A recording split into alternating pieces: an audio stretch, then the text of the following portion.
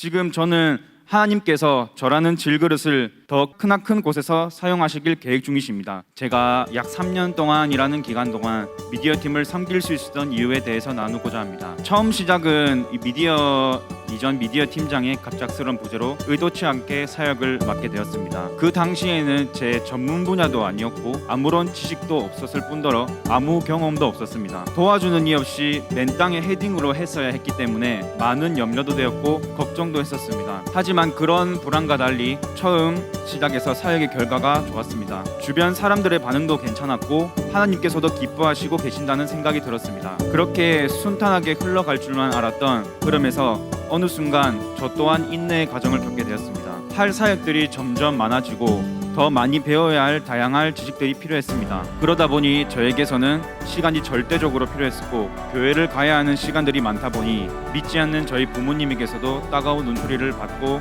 많은 잔소리를 들었습니다. 그런데 신기한 것은 항상 그랬지만 매번 되지 않을 것 같은 사역들이 하나둘씩 돕는 은혜들을 주셔서 결국 되게끔 인도해 주셨습니다. 여태까지 사역을 하면서 제대로 안 끝난 적은 단 한 번도 없었습니다. 그 가운데 제가 느낀 것은 여태까지 내 스스로만 믿고 해왔구나, 누구한테 더 믿고 의지해야 하는지를 하나님의 은혜에 대한 저의 교만으로 인하여 잊어먹었던 것입니다. 모든 것이 하나님의 은혜 가운데 진행되어 왔던 것입니다. 저는 이 깨달음을 넘어서서 하나님은 사역 가운데 맺은 열매들을 보게 하셨습니다. 그중 가운데 한 예시를 들면 작년 송구영신 예배 때 온천교회 코로나 영상을 보고 감동과 은혜를 받으신 분들도 있었고 와줌다줌을 통하여 온천교회의 미디어 사역의 흐름으로 바뀌게 된 것들, 이런 것들을 들었을 때 저에게는 정말 말로 표현할 수 없는 행복과 기쁨이 있었습니다.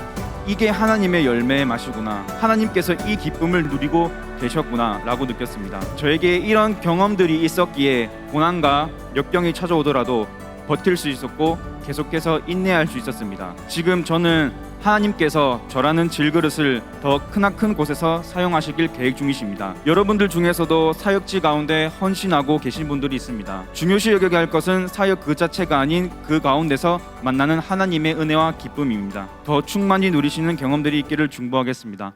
감사합니다.